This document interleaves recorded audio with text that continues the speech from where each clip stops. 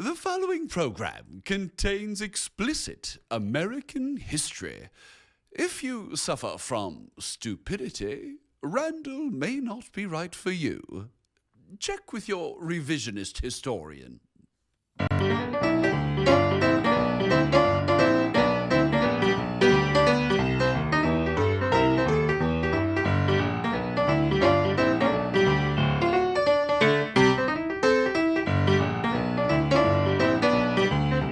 Ladies and gentlemen, welcome to the only television show in America where the host plays and writes his own music. Yeah, I'm just another pretty face with a teleprompter. But what a teleprompter. What a face.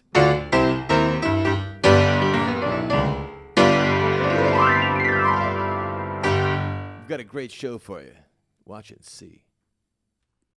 Speaking the truth when others hold their tongues. Wrestling for justice with left-wingers and crocodiles. Resisting the temptation to keep the peace at any price. And he doesn't use a teleprompter.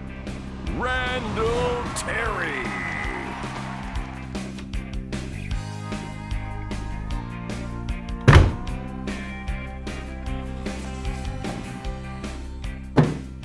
I hereby dub thee a viewer of the voice of resistance.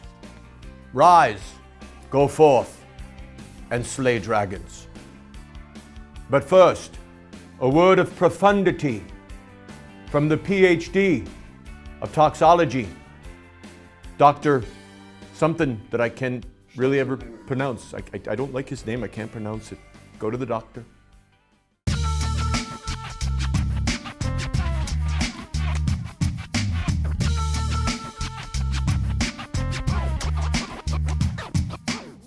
The Heisenberg uncertainty principle states that we cannot know the position and the momentum of a quantum particle.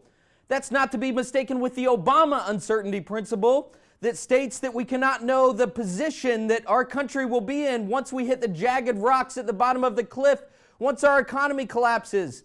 And we cannot know the momentum that we will be headed off that cliff, only that we're headed off a cliff.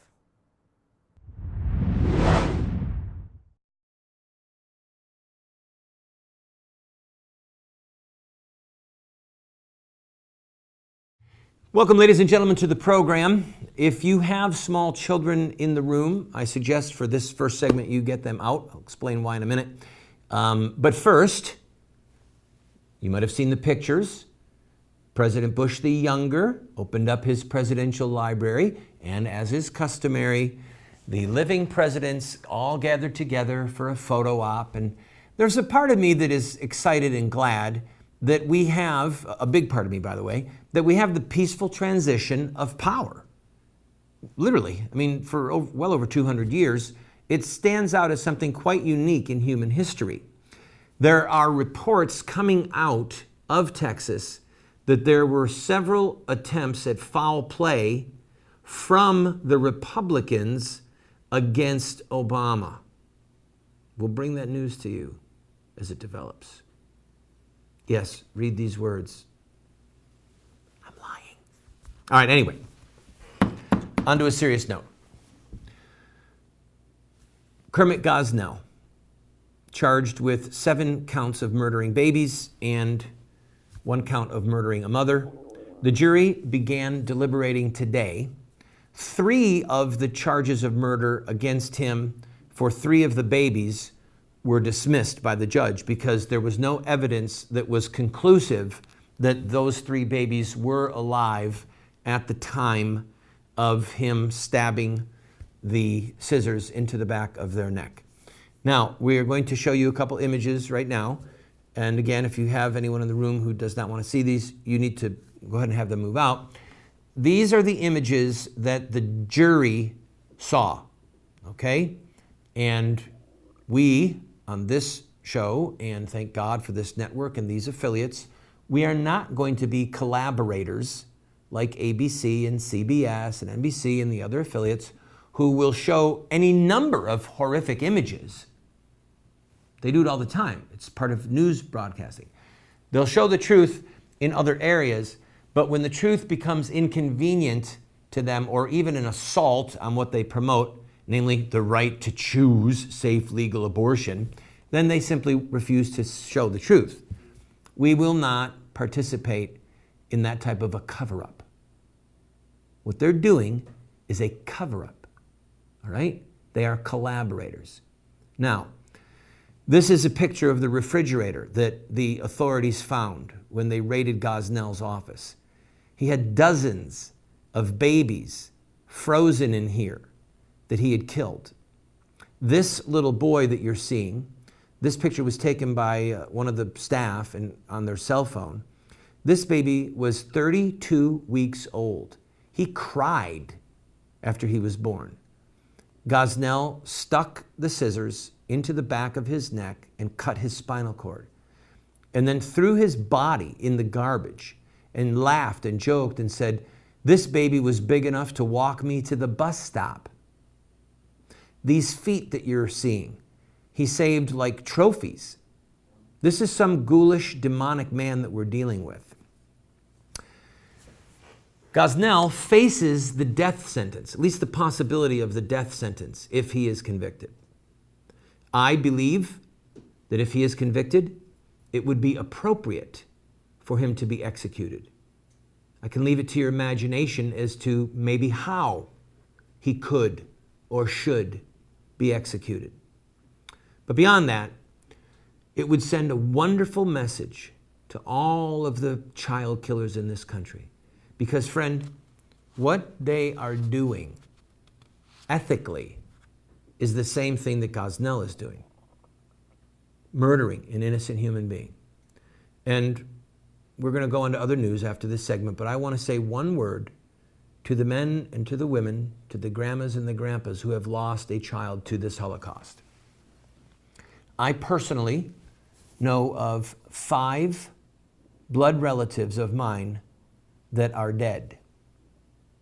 I happen to know of a little baby that was murdered when child killing was illegal in the late 50s. This would have been my cousin. A baby delivered and then buried secretly in a backyard. All right? This has touched my family. It has touched most families in America. I do not condemn you if you have participated in the murder of your child. Jesus of Nazareth, the Son of David, the Son of God, died for our sins. And if you have participated in any way, through pressure, driving someone to an abortion mill, telling your girlfriend to kill her baby, you, the mom, going someplace, submitting to pressure, and going through with the death of your child, I do not condemn you, but it really doesn't matter if I don't condemn you. The truth of the matter is, it matters that God Himself will forgive you. The bleeding wounds of Christ, His shed blood, provide the means for your redemption, for your forgiveness, so that you can look forward to a happy reconciliation with your child in heaven. Turn to the Lord. He will abundantly pardon. And then you can become a voice for babies and for mothers who have been abused, pressured into killing their child, and walk in the freedom and the blessing of forgiveness. In the meantime, let us hope and pray that Gosnell faces full justice here on earth, and that as quickly as possible he is sent before God. God loves Gosnell and has a wonderful plan for his life. It's that he come and see him right away. I'll be right back.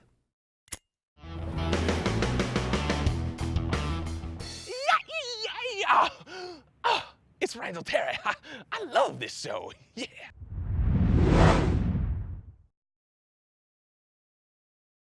Every day in America, over 3,500 babies are torn apart by abortion. Shouldn't all babies, like this living, unborn child, have the right to life? Baby killing will only end when Americans see the truth of what abortion does to innocent children. You can help end this Holocaust by showing the truth of abortion in your area with a Face the Truth tour. Go to facethetruthamerica.com to set up a Face the Truth tour in your area. The babies and their mothers will be eternally grateful. In the 1980s, banks introduced designer checks. When my buddy George Johnson inquired at the bank, they had nothing for pro-lifers. So the Johnsons created beautiful pro-life bank checks showing babies with a strong pro-life message. You can speak out for life with every check you write, whether personal or business checks. Be a voice for babies with these pro-life checks. Go to prolifecheckguy.com to see more. That's prolifecheckguy.com.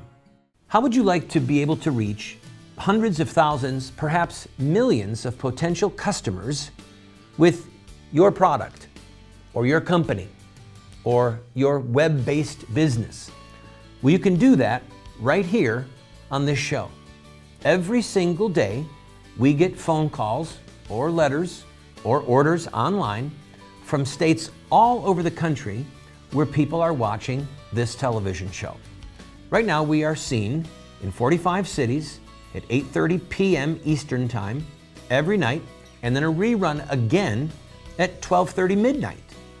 You can reach them using this show at advertising rates that are so inexpensive, it would blow your mind. So, if you're interested, contact us, the phone number that you see on the screen or the email address, and we can talk about how you can grow your business and help support this show. I have no fear of the future. Let us go forward into its mysteries. Let us tear aside the veils which hide it from our eyes, and let us move onward with confidence and courage. Sir Winston Churchill.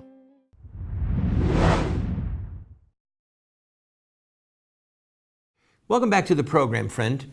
We, because of our coverage of the Gosnell trial and the Islamic terrorist bombing of Boston, we did not have time to properly rejoice and to gloat over the defeat of President Obama and his tyrannical gun thieves concerning the attempt at gun control that failed miserably in the Senate. You will remember that in the week of April 8th, that's when that bitter defeat was handed to Obama. And Obama and Biden and other people had that whiny, poor press conference in the Rose Garden. And we want to give a moment of the show right now to rejoice and to gloat and to express our deep gratitude for those of us that value the Second Amendment and put the fear of God in the Senate, or at least the fear of the voters in the Senate, to bring Obama's chance at gun control down in flames. Now, you'll note that after the horrifying shooting in Newton, what did the news focus on? The size of the clips, the type of weapons that were involved. It was not about the shooter. It was about the gun, the gun, the gun, the gun. But when the bombing happened in Boston, no one talked about the guns that the terrorists used. I mean, remember, there were gunfights, okay? They were chasing, there was exchange of fire. No one ever said, how many round clip was it? What type of a firearm was it? Where was it manufactured? No, at that point, the focus was on the perpetrator, the criminal. Why this double standard? Well, because most of the secular press, the mainstream media as it's called, has a political agenda when they cover certain items. Let's fast forward to a couple of days ago when tragically in Manchester, Illinois, a man walked into a home and killed in cold blood at least 5 people, including people of a very young and tender age. God rest their souls. But if only those poor souls had weapons at the ready. Illinois is one of the more hostile states in the Union toward your Second Amendment rights. Chicago is blatantly hostile. And the simple fact of the matter is, look at what happened to that family. And then remember a few weeks ago I covered that mom down in Georgia who ran up into the attic with her children, and then the perpetrator was pursuing them there. And she opened fire, bang, bang, bang, and she saved herself, and she saved her children. Compare those two incidents. Which do you want to be? God forbid that we are ever in a situation like that. But if we are, which do you want to be? President Obama and all of those people that are trying to take away our God-given right to self-defense are enemies of liberty on this point. They are enemies of freedom. And they are the stuff that tyrants are made of. And I again close this with a historical point that you need to not only retain, but fearlessly proclaim. The Second Amendment is not for duck hunting. It's not for hunting at all. And yes, it is for self-defense. But according to George Washington and Thomas Jefferson and other founders of this republic, the reason that they bequeathed to us the Second Amendment was so that if the dark hour ever arose in which we needed to defend ourselves against our own government, a government that became rogue and tyrannical, we would have the means to do so. The Second Amendment is to ensure that we live and die as a free people. Or put another way, the Second Amendment is to ensure the First Amendment. I'm going to take a break. When we come back, I am going to look at some of the statements that float around out there and pass as intelligent and show you just how stupid they are and give you some words and ideas that you can use the next time you hear one of these stupid phrases in a party or with your in-laws or on the job or, heaven help us, even at your church. How to overcome stupid statements. 101 coming up after recess. Don't go away.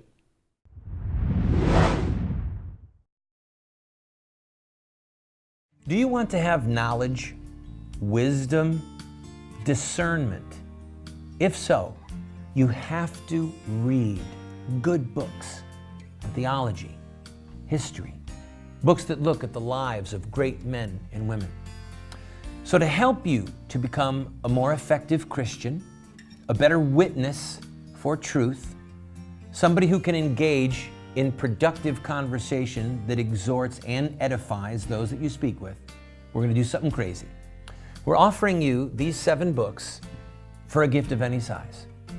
You just pay for the shipping and handling, and then give whatever gift that you can, and we will send them to you.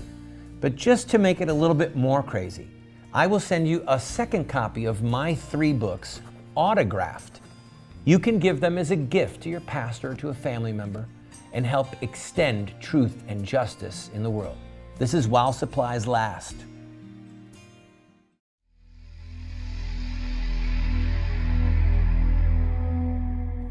For behold, God is my helper, and the Lord is the protector of my soul. Turn back the evils upon my enemies and cut them off in thy truth.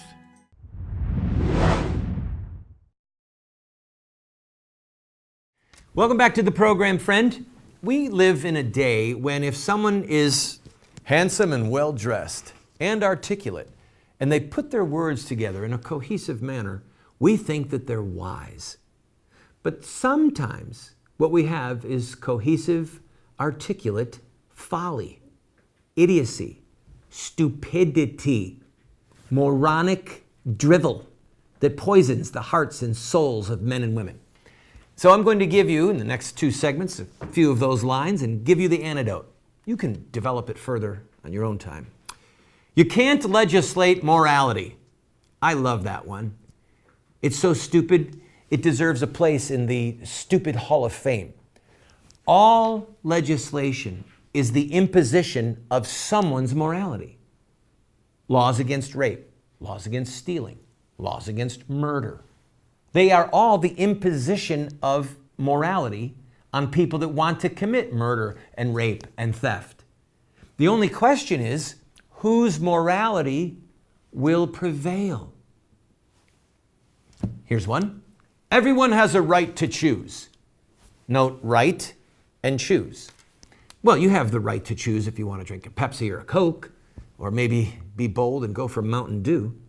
You don't have the right to choose to murder your husband or to own a slave. Whenever you hear some of these idiotic statements, do a little mental exercise.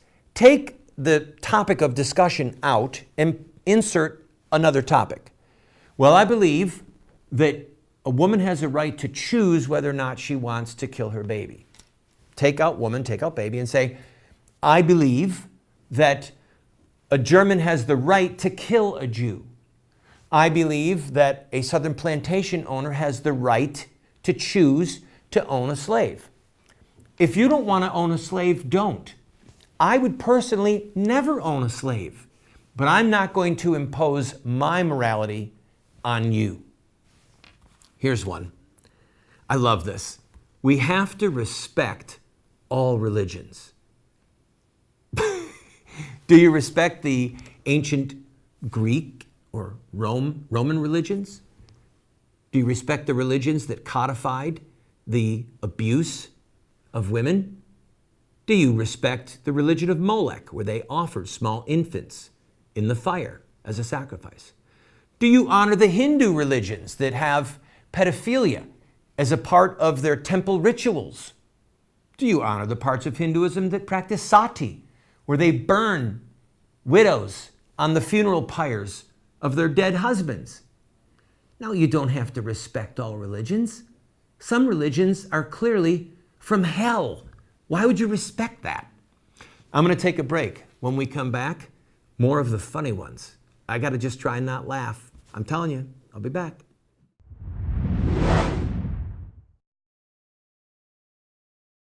Do you want to get America out of the hands of wicked and unjust men and women who are destroying the republic before our eyes, and put leadership back into the hands of righteous men and women so that we don't die as a nation?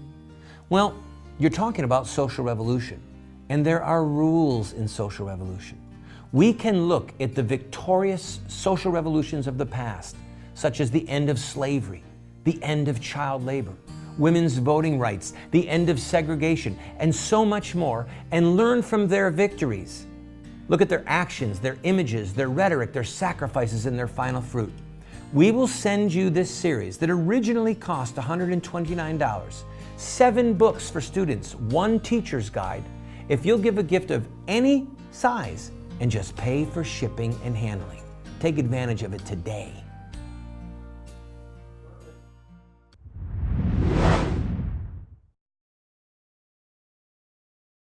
Welcome back, friend. We're looking at some of the stupid statements that float around out there. Here's another one. I believe in the separation of church and state. Or perhaps better tuned, it's our Constitution demands the separation of church and state. That's simply not true. It's not in there anywhere. If there is, and there should be a separation of the church and state, it's to keep the state out of the affairs of the church. But what people really mean when they say that is that they don't want the ethics of the church, i.e., Judeo-Christian law, to influence public policy. What they're saying is they don't want us bringing our religious beliefs that child killing by abortion is murder, or that marriage is a covenant and a sacrament reserved for one man and one woman. They want the ethical underpinnings of public policy to be pagan. People get to choose for themselves what's right and wrong and how those beliefs that they hold are implemented in the law. Oh, here's another one. Politics is of the devil. No, Jesus is the King of Kings. Romans 13 says that the civil magistrate is the servant of God.